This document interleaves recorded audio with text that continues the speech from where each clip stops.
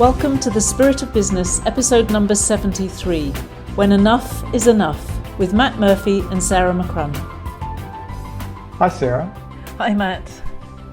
I know you had a moment the other day where you sort of got to the point where, enough is enough. Like, I had a moment probably a few weeks ago, and we spoke about that around sort of COVID. And for me, I got to the point of complete and utter frustration and bordering on angry around what was going on in the world. And I was really frustrated with government's responses. And we spoke about those particular things and our emotions associated with it. I noticed that you had a moment the other day, and from that, you ended up writing quite a significant blog, which was titled Enough is Enough. And I know that you've got a bit of a response to that from people. So it struck a chord with people with regards to that. So I'd really like to talk about that because I think it's an important topic that you've obviously, got to that point in your life where you've gone, enough is enough.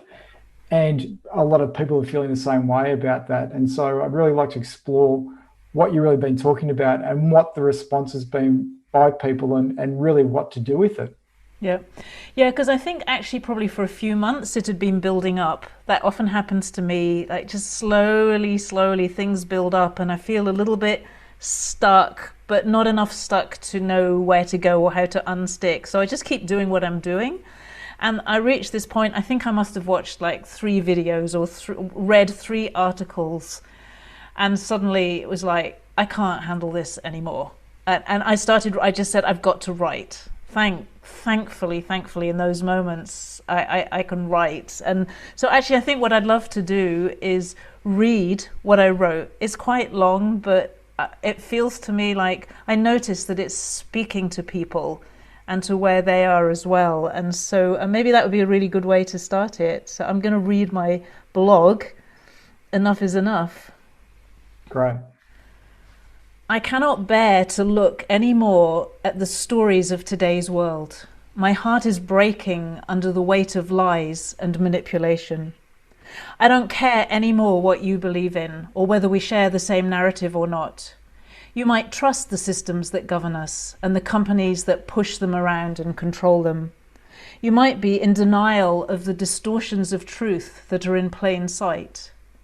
You might be a crazy, angry conspiracy theorist, sharing your fears with anyone who stops to listen. I don't care anymore. I've listened to all of you. I've tried hard to understand what you're feeling. I can share your confusion. I can feel your fear. I can buy your theories. I can see truth in every one of you. But this is not the truth I seek. Nor do I search for rationality. Not anymore. I've tried. I've really tried. I've listened almost every day to the courageous souls who look for facts and back them up with documents. I know you're right in what you've found. I know that what you're saying is what's going on, more or less.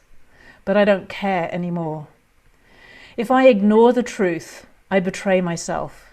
And I betray you, my friend, my family. And if I find out what's really going on, it breaks my heart. How could we be like that?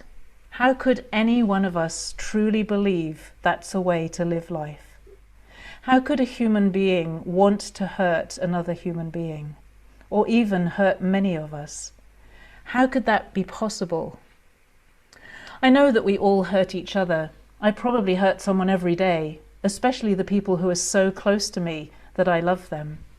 So I understand how we hurt each other, but I didn't mean it. I didn't want to hurt you. I was sorry afterwards, and I tried to make it up to you. And I never thought that hurting other people could be a solution, or that it could be a strategy, a plan, a future. That's what breaks my heart, to see people play such terrible games with each other and with us, until no one knows anymore what's true and what's false, what's right and what's wrong. Only we do. We do know what's true, and we do know what's right. So what happened? Why are we pretending? Why don't we call out the lies? Why don't we point out that the emperor is wearing no clothes? Yes, I know that you're afraid, that conversations get uncomfortable these days. We test the waters before we speak to see how the other person might respond, as if they have the power to make us wrong or bad or even evil because we think something different from them. Have we gone completely mad? This is not what human beings are made of. There's a different drum that beats our hearts than lies and deception and secrecy.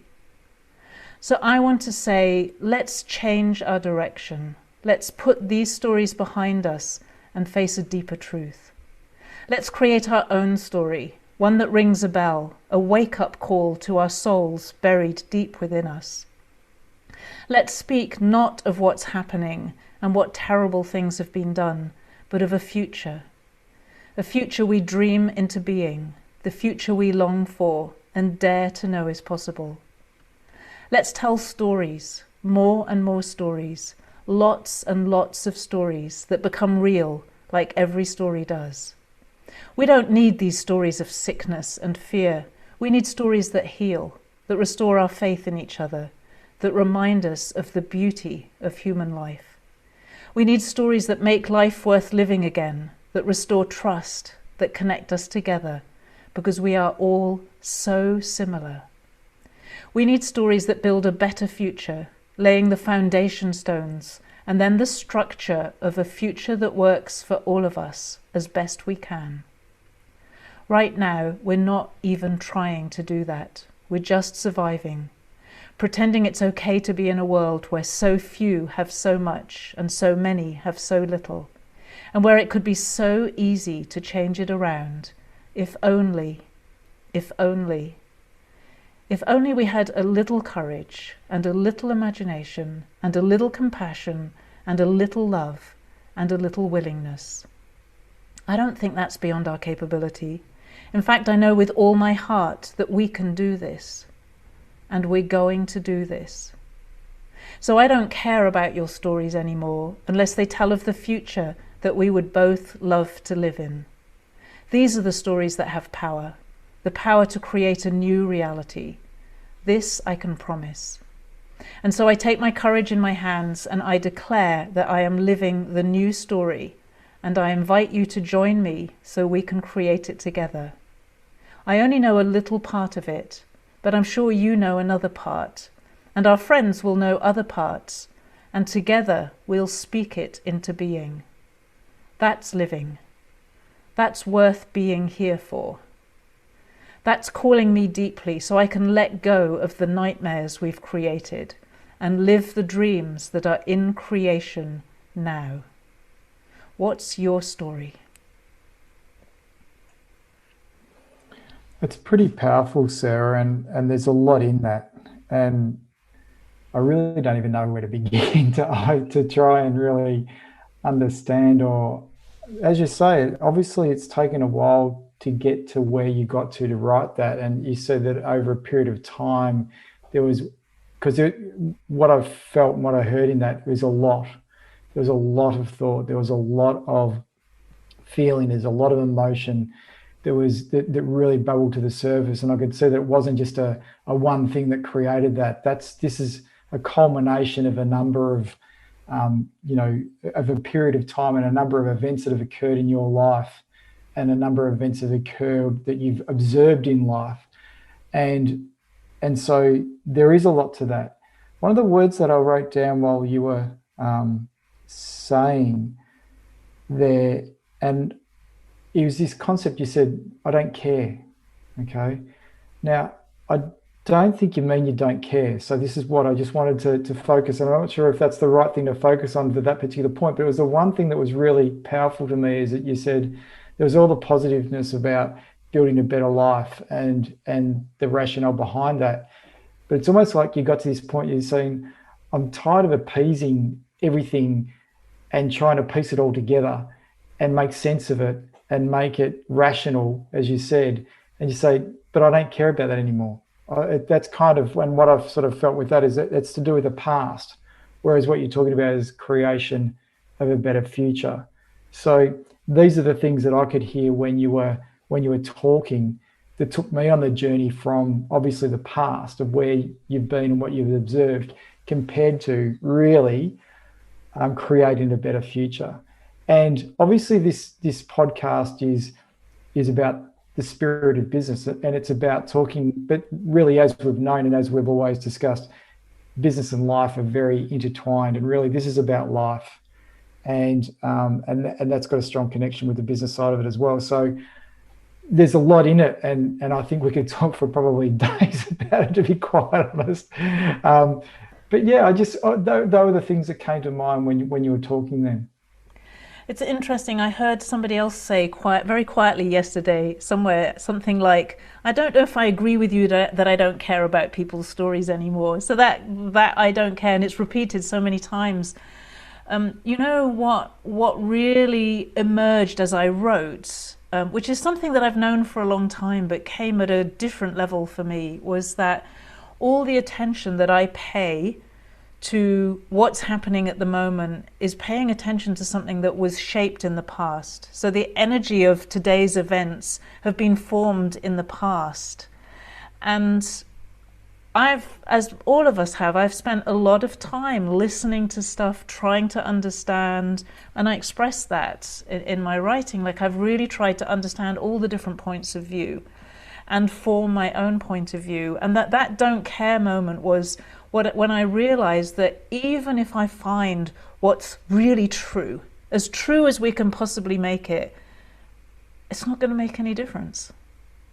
Somebody will fight about it, somebody will argue about it. There is actually no such thing anyway, because there are so many perspectives that come together to create world events, that there isn't a single objective truth at all. But the real thing about the not caring, it's not that I don't care about people, I really care about people. But I know that if we keep on telling the stories that are the product of past energy, what we will do is feed that energy into our future, and the future will repeat the same story with different versions over and over and over again. And this is the story, where did I learn this? I learned this from training in healing. Because in healing, like most of us, we repeat the story over and over again of what's wrong with us, what's my disease, what's my diagnosis, what can I do? But if you want to heal, the thing that starts it, that triggers healing, is the desire to be healthy. Rather than paying attention to everything that's wrong with you, you say, I want to be healthy, and you start moving towards being healthy. And if, the way I look at it, if we keep on telling these stories, we are going to, it's like we turn them into concrete, we make them real. Our stories do become real. And do we want this to become our future? No. And I see everyone saying, oh, come on, let's just get back to where we were before. But that's not going to happen. It's not like that. So it was like I was stretching for how can I apply this in life? And I just know that it takes an enormous amount of courage. It's much easier for me to monitor what's going on, what are people saying about it, what do I think about it, than it is for me to really settle into my soul and my heart and my being and say, what am I creating here? What am I giving energy to that I want to grow? And how can I share that with other people? We don't all have to grow the same thing, but so they're growing something that they would love to experience, not growing a nightmare, which is what we're really practicing very effectively at the moment. So what I hear there is that it's like a circuit breaker, and it's like I've had enough, Yeah. and I'm tired of the old way, and I'm tired of actually telling the same stories, and I'm tired of trying to make sense of something based on history. And also And based on logic and rationality and science. Like, science and logic can look at things that have happened, but they don't create the new story.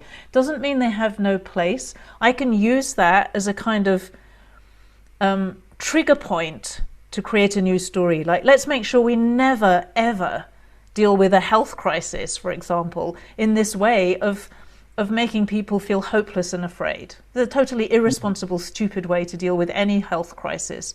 But if I keep focusing on the fear or the stories or the lies or the this or the that, all I'm doing is keeping that in place. So the only thing that I can do that's useful is say, well, what is start to work on, literally shaping a world where we respond better.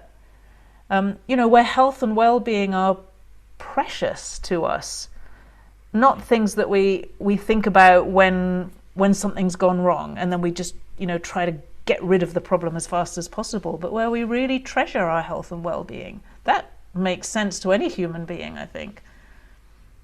It does, and that is the thing that makes sense. It's about sort of creating a better future for us all, and that's what we all strive to do: is have a better life, have a better future, not only for ourselves but also for the next generation, for our children, our children's children. And we all say the same thing, and we all want the same thing. Typically, I don't know anyone that doesn't want a better future or a better future for the world or for their children. If they do, I think we've got other problems. But the point that I'm making there is we all want the same thing, yet for some reason, this is where it becomes nonsensical and you become this enough is enough, is because the actions and decisions that we see in business and in government and in society and in the world seem to be counterproductive to that particular outcome. And I think what I'm seeing is the moment that you've had is you're going, you know what, this is makes no sense. We all want the same outcome. We all want the same thing, yet seems to be that people are pulling in a different direction to not get that particular outcome. That's kind of what I sort of feel. Yes, for me, in the end, I just have to use the energy that I can access to do something that feels worth doing, and contributing to an outcome that doesn't feel worth contributing to. That's just an energy drain. And so then the question becomes, okay, so what do you do? How do you think about it? And at first, after I wrote that, I was actually really quiet. Like normally I could talk all about beautiful world in the future where we're all thriving and it's all lovely. And honestly, that was gone. And then someone started talking with me about climate change, and I was thinking, oh my goodness, COVID's just a distraction, really. The big things haven't even come yet. We're in a far more difficult situation than all of that. And so then I was completely floored. Oh my goodness, I have no idea. I don't know how to think about the future. I don't know how to respond. The only thing I could see at that point was that whatever's happening with climate and those really big narratives, I knew that we need to clean up. I knew that cleaning up was the solution. And for a little while I thought, well, that's it really. We just, we need to clean up. We need to clean up pollution. We need to clean up, being over medicalized, over chemicalized, over everything that's not really supportive to life and just natural health and well-being. But it felt like there was something missing for me. And it took a few more days before it came to me that it isn't actually, the solution isn't about the cleaning up. Cleaning up is necessary. The solution really is creating a new story. We actually have to create a new story. That new story for sure is not going to include, poisoned oceans and rivers and soil and people. No one's going to create a story where they say, oh my God, I'd love to live in a world where my river is so polluted that I can't drink the water in it, and where the ocean hardly has any fish left in it. I mean, we just don't have those kinds of visions. Not even crazy evil people really think like that unless they just want to kill everybody. And we don't need to really think about that. So it wasn't even about cleaning up pollution. It was actually about the forming and the shaping and the daily practice of living into something better rather than responding to something you don't like. And I think that was what crystallized everything for me. Most of all was the realization is that it doesn't matter whether I know the new story or not in detail. I'll never know all the details, but it's like walking up a mountain. I know that the general direction I want to go in. I know that health and well-being are paramount for all of us, not just for some of us, not just for wealthy people, but for everyone. And I know that nature, like the love and respect and regeneration and protection of nature, is just so obvious. It shouldn't even need to be spoken about, except it is. I know that we need to change our systems, our underlying systems, so that we value nature and health and well-being and things like that. And I know that I really feel we need to recognize the sacredness of life. That life is not just like some little toy that we can kick around like an angry kid. It's something that demands deep respect and love and honor for the experience of being here, of being human, and that calls us to who we really are, rather than the people we're being so often at the moment, which I just don't really feel. I don't feel that that's the real us. So, really, what happened is that when you got to that point of where you were quiet, was there a point of hopelessness there? It's just a question that comes to mind. And then the way to, on a personal level, when I get to the place of hopelessness, I need a plan. And if I don't have a plan, then the hopelessness kind of continues on. And so what I heard then was that you get to that point and then you create a plan, but the plan that you're creating is in a new pathway as opposed to just going back to an old pathway. And that was this shift. Is that, am I articulating that properly? Yes, I'm different from you. What I in that quietness, which was like I'm probably was playing with hopelessness, except that I don't play with hopelessness because that for me that doesn't really that doesn't exist. It can Yeah. feel like it, but I know it's an illusion. So it's more for me like I feel like I'm sending out little probes into the into the ether to look for something that can fill this massive kind of void. I felt like my heart felt like this huge, great kind of disc in my body that was, I didn't know if it was a hole or it was like really uncomfortable, enormous pressure on my heart, which I felt for days. And so when that happens to me, I know that I just have to wait. Then I started asking questions, and rather than answering them with my head, I just let the answers come to me, and that started to help. And then what I realized is that there is no plan. There is no plan for where we are. There might be a breadcrumb. I love that image of following the breadcrumbs because for where we are now, I reckon that's about all we've got. And that part of this whole thing was letting go of the plan or that kind of level of clarity. And it feels to me like, actually, it's a very alive place where I love to be here in a way, because it's like, I don't actually know the answer, but I'm right in the middle of it as I move through my life. It's like step by step, that is the answer. And so it's not about these are the things we need to do. Because we know, if you look at climate, we know the things we need to do. And actually, if you look at COVID and you look honestly at the science, we know the things we need to do there. That's all there.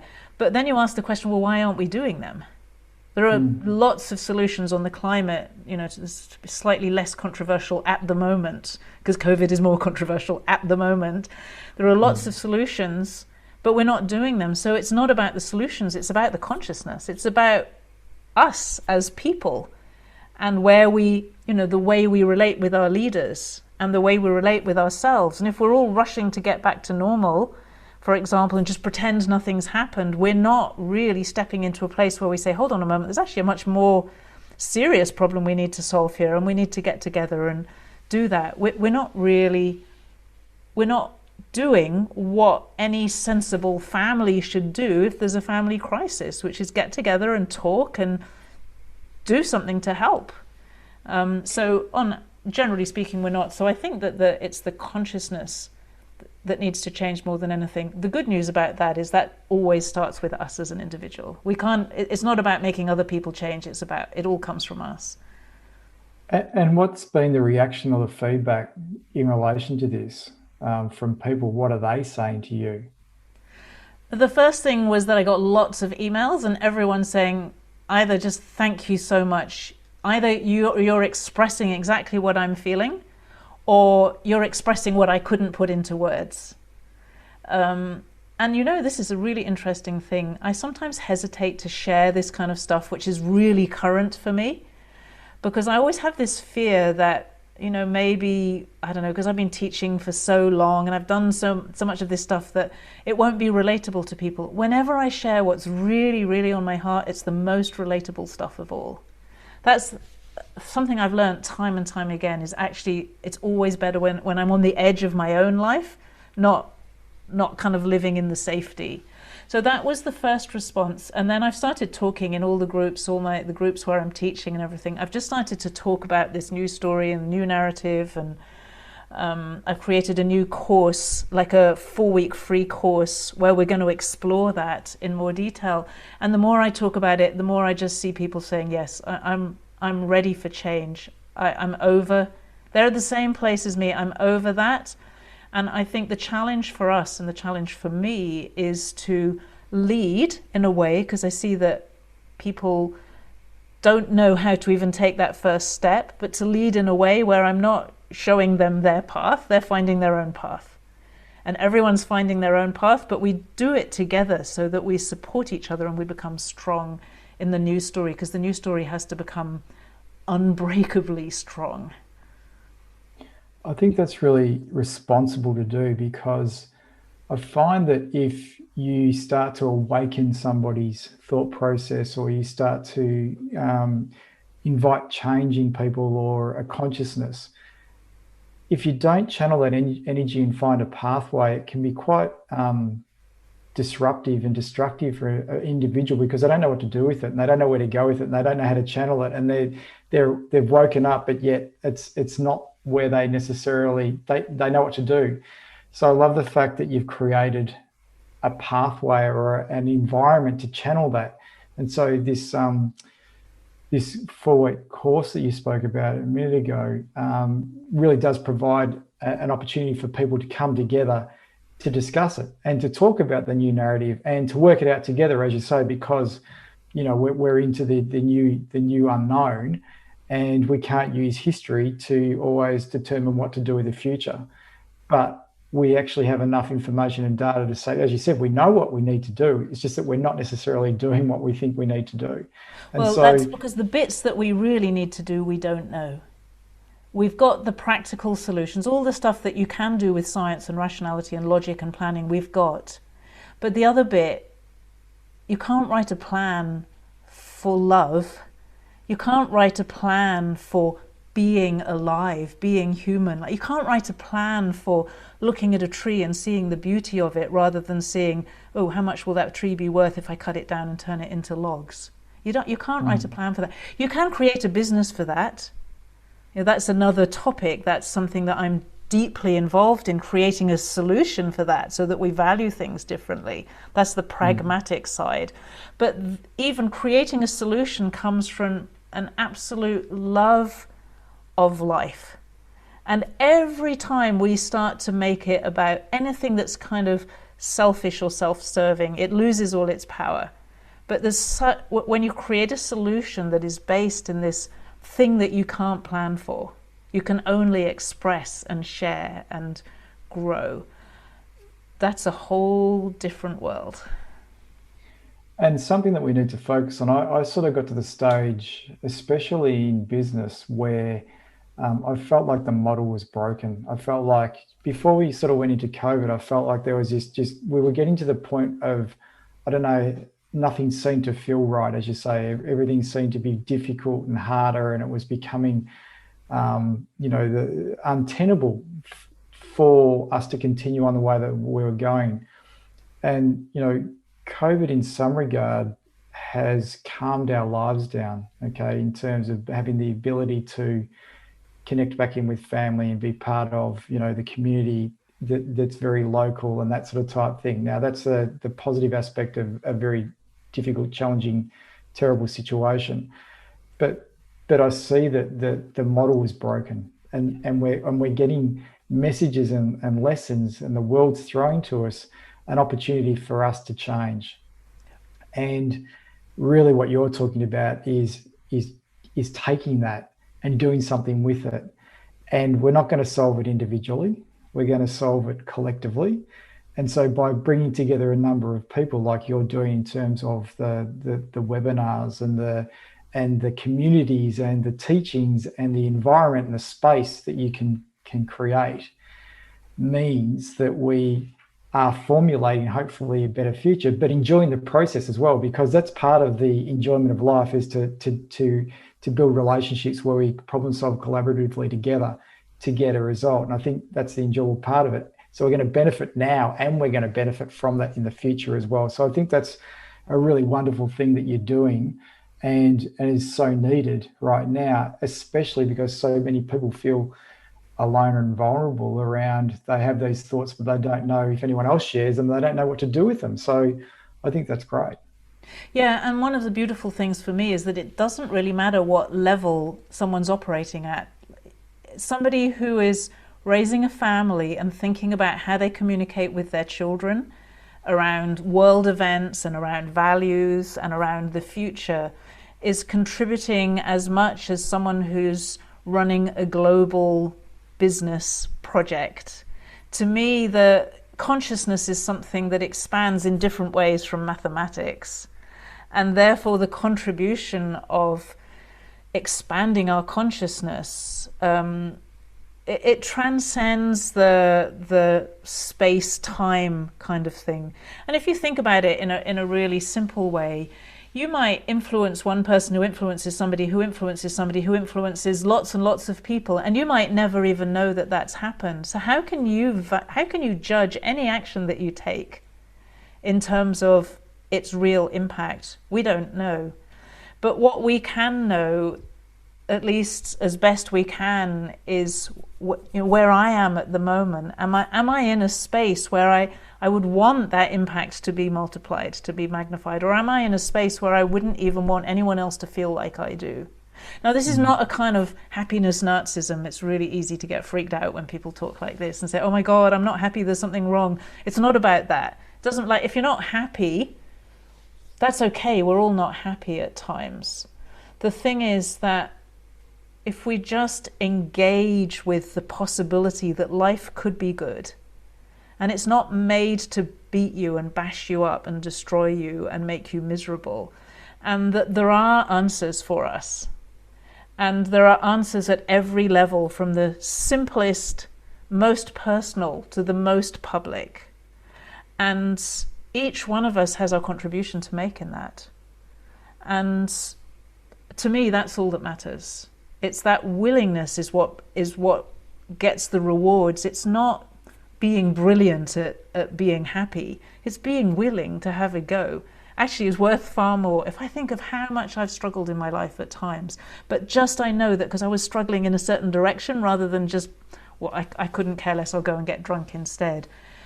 So much is happening for me now that wouldn't have been happening if I'd taken the other path. And just to have a go, that to me is really the important thing. So people are interested to be on your journey with you in terms of, trying to create a better future and enjoy the narrative and the process along the way. How do they do that? What are you actually doing at the moment in terms of that? You spoke about some webinars and a community. What is it that you've got to offer right now to help people? I'm about to run a series of 4 webinars, and they're free, they're live. They'll be recorded as well so that people can pick them up later, because I think they'll have some relevance for a while to come. The topic, or the subject, is find your leading edge, creating a new narrative together. So it really is about everything that I've been talking about in this podcast. It's so aligned because it is really being on that edge of your own life, that place where there isn't a plan, but where you're so alive, it's like you can follow the breadcrumbs. Very, very beautiful, wild place to live from. And doing it together and creating a narrative that is a life worth living, a life that we would love to live. We can do that. Somebody can be given the most terrible diagnosis by a doctor and be told by all professionals and experts that this is impossible, and they can heal. I've seen it time and time again. We can do that as a collective, just the same as we can do it as an individual. And to sign up for that, the link is sarahmccrum.com/find-your-leading-edge. That's a bit clunky. I'm going to say it again. sarahmccrum.com find dash your dash leading dash edge. Find your leading edge. But I'll put the link in the show notes as well. It sounds very powerful, and it sounds like it's very pertinent given, what's going on in the world and how we're all feeling at certain points of our day and our week and our lives. And I think that I find it comforting individually when I know that there's other people that are going through the same sorts of emotions and struggles of what I'm doing. And so there is a feeling of a tribe or a community. And so, I think it's a great thing that you're creating this environment for people to be able to come together to support each other, not only for themselves individually, but also, to solve some fairly significant problems and issues that we've got that will actually create a better future, not only for ourselves, but also for, the people around us and the generations to come. So, thank you so much for all the work that you do in this particular space, because it's so needed and it's so appreciative. And I'm so glad that we've got people like you in the world that actually do something about it, rather than just sort of sit back and say, well, it's somebody else's issue, or somebody else has to sort it out. So, and no matter whether it's one person, as you say, or it's 1,000 or 100,000 or 1,000,000 people or 1,000,000,000 people, it doesn't matter. It's just that connection is really, really important. And so once again, I think that's been a great chat from my point of view. It's great to explore these things. It also gives me some comfort to know that I'm not alone in some of the sort of the thought processes that I have about the world too. And so, and the fact that you're creating awareness of it and then a place to channel that energy, I think is wonderful. So thank you so much. Is there any sort of lasting points that you want to make about this particular topic, given the fact that, it's very strong in your heart, being enough is enough?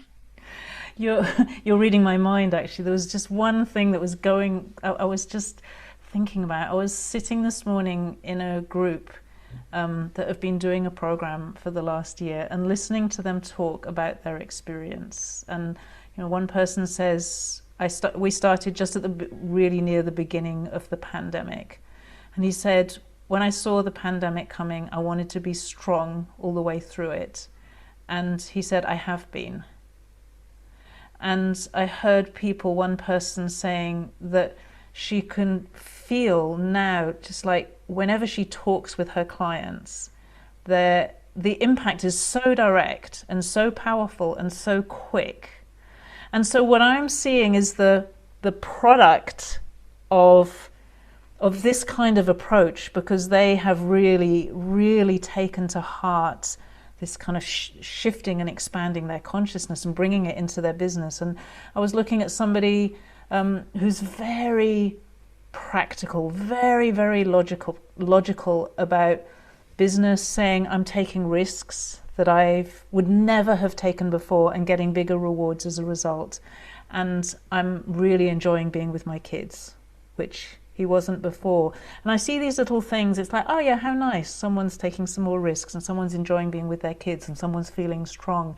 But I don't look at it like that. I look at it as that person has learned how to have strength in an extraordinarily challenging situation, how to lead other people, at the same time, how to make more money than he's ever made in his life during that same year, and to be much more connected with his kids. And I'm seeing someone else who was rigid to the point of really like being wooden before, loosening up, and the impact that has on other people when those changes happen, and the impact it has when it's not just 1 year but 5 years and 10 years and 20 years. Like, I look at them, I can see their future, almost, not details, I can see where that leads to. That's what really makes my heart sing, is to know that, like, to know the future of someone has this strength and security and safety and inner sense of guidance. Yeah, that really is, that's the other end, or that's maybe on the way, but that's what kind of comes out along the way when we start to engage with this kind of thing. It sounds amazing, and something that we all, as we said, destined to do and want to do, which is have a great life. So I think that you're really doing, providing that space and teachings and that work, and once again, just as another example that highlights why I'm very appreciative of the people that are you on this world. So thank you. Thank you, Matt. You've been listening to The Spirit of Business with Matt Murphy and Sarah McCrum. If you'd like to join our free webinar series called Find Your Leading Edge, Creating a New Narrative Together, please go to sarahmccrum.com/find-your-leading-edge. And we'll be back next week with another podcast.